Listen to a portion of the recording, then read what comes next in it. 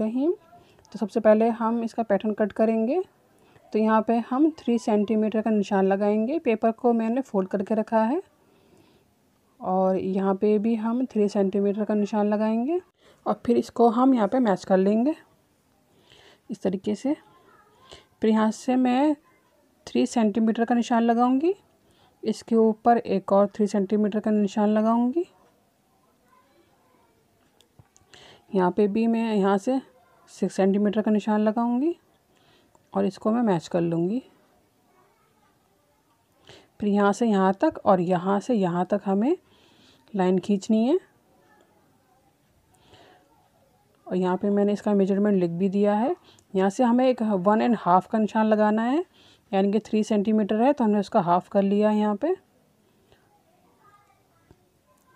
और फिर इस निशान को इस निशान से हमें मैच करना है।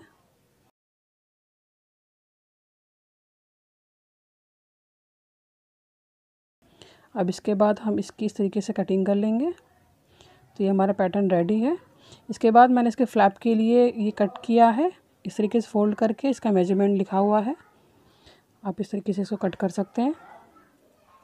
तो ये जो है वो कुछ इस तरीके से आएगा, इसके ऊपर इस तरह से सेट होगा यहाँ से यहाँ तक। तो ये जो है वो इस तरीके से कुछ आएगा, इस तरीके से हमें रखना है फ्रंट पार्ट।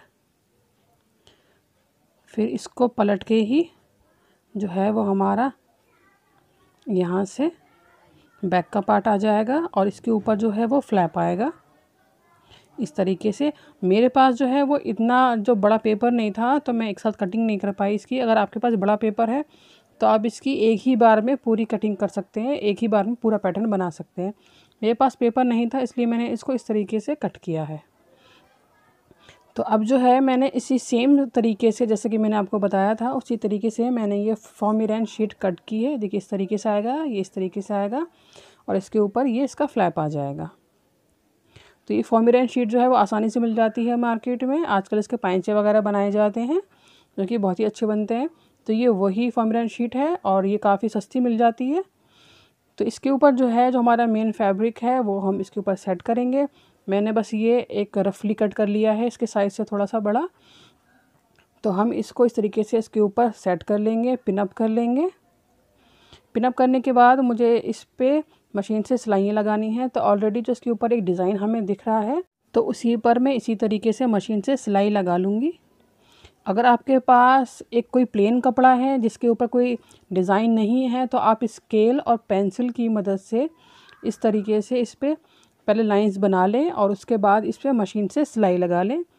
तो ये एक अच्छा पैटर्न निकल के आता है और जो कि बहुत अच्छा लगता है। तो आप इस तरीके से उसके ऊपर शेप्स बना सकते हैं और उसके बाद उस पर सिलाई लगा सकते हैं।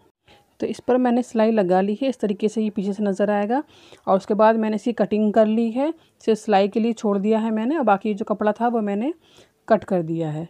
सेम साइज़ का ही बिल्कुल मैंने इसके लिए जो अस्तर हमें अंदर लगाना है उसको मैंने कट कर लिया है। अब हम क्या करेंगे, ये जो दिख रहा है आपको इस तरीके से हमें ये वाला और ये वाला पोर्शन जो है हमें दोनों साइड के हमें जोड़ने हैं। तो हम इस तरीके से इसको फोल्ड करेंगे और फिर यहाँ से हम इसको सिल देंगे, यहाँ से भी और यहाँ से भी हम इसको सिल देंगे दोनों साइड से। दोनों साइड से सिलने के बाद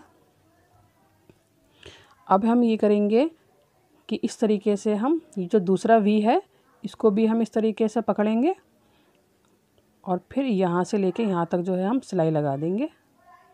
इस साइड पर भी लगा देंगे इसी तरीके से सिलाई और दूसरी साइड पे भी हम इस तरीके से इसको पकड़ेंगे और सिलाई लगा देंगे। काफ़ी इजी है, आपको कोई प्रॉब्लम नहीं आएगी। इसके बाद जो है ये जो दोनों साइड हमारी खुली हुई दिख रही हैं फ़िलहाल, इनको भी हम इस तरीके से पकड़ के और सिलाई लगा देंगे। सिलाई जो है वो हमें बिल्कुल इसके जड़ में लगानी है, जो हमारी फॉर्मिलन शीट है बिल्कुल इसके जड़ में लगानी है। तो ये मैंने इस पर सिलाई लगा ली है दोनों साइड्स पे, तो ये रेडी है। और सेम इसी ही तरीके से जो हमने अस्तर कट किया था इसका, उसे भी मैंने सेम तरीके से सिल लिया है। इसके बाद जो है वो हमें इसके साइड्स पे स्लिंग्स को हैंग करने के लिए इसको लगाना है। तो ये देखिए कि मैंने किस तरीके से इसको बनाया है। तो हम इस पे जो है सबसे पहले छोटी सी मैंने एक चौकोर फॉर्मिलन शीट कट की है और इसको फैब्रिक को लिया है मैंने। तो इसके हम जो कॉर्नर्स हैं पहले वो कट कर लेंगे और इस फॉर्मिलन शीट को इस तरीके से इसके ऊपर सेट करेंगे, फोल्ड करेंगे और सुई धागे से पहले हमें इसको सेट कर लेना है, ताकि मशीन से जब हम काम करें तो हमें आसानी भी हो और सफाई भी आए।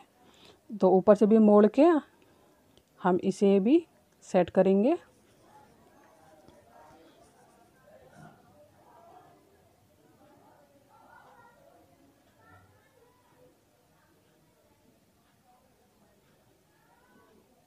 अब जो है इसको हम इस तरीके से अंदर रखेंगे और ये जो हमारे हैंगर है इसको हम इसके अंदर इस तरीके से डालेंगे और इसको पीछे की तरफ ही फोल्ड कर लेंगे और इसे भी हम सेट कर लेंगे। दोनों के साइज़ हम चेक कर लेंगे एक बार इस तरीके से। इसके भी कॉर्नर जो है हम अंदर से कट कर देंगे, जैसे कि हमने स्टार्टिंग में किया था।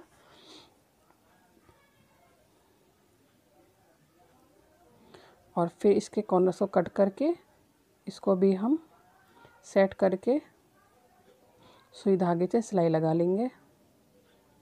अगर आपके पास जो ये स्टील वाले हैंगर है ये नहीं है तो इसके बगैर आप बिल्कुल ऐसे ही सिलिएगा तो उसमें भी जो है वो सिलिंग अटैच हो जाएंगी। तो इस तरीके से मैं यहाँ पे रखूँगी इसको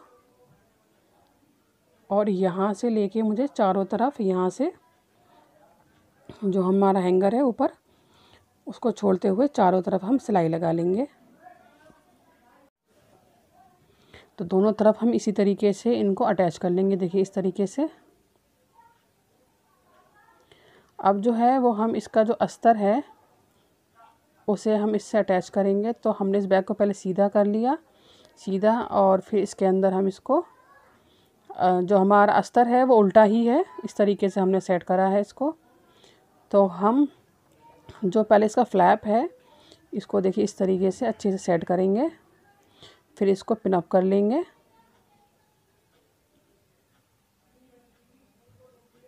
और फिर देखिए हम जो थोड़ा सा पोर्शन है वो हमें ओपन छोड़ना है यहाँ से यहाँ तक।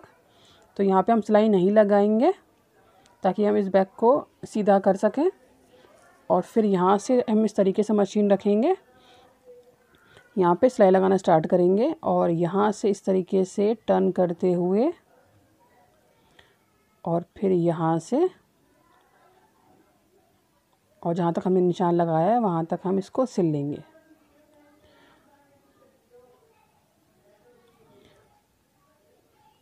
तो सिल लिया है मैंने, ये एरिया हमारा ओपन है। तो अब जो है वो हम इसको सीधा कर लेंगे। सीधा करने से पहले जो है वो जो सिलाई पे आप थोड़े से कट लगा लीजिएगा, नहीं तो जो है कपड़ा अच्छे से मुड़ नहीं पाता। तो इसको सीधा करने के बाद जो हमारा एरिया ओपन है वहाँ पे मैंने पिन्स लगा दी हैं।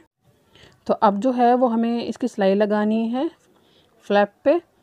तो नीचे हमारा सफ़ेद है तो हम सफ़ेद यूज़ करेंगे बाबिन में, और ऊपर जो है वो हमारा जो कलर है हमने सेम कलर की ही धागा यूज़ किया है। तो हम इस तरीके से इसको रख कर और हमें इसके बिल्कुल किनारे पे एक सिलाई लगानी है।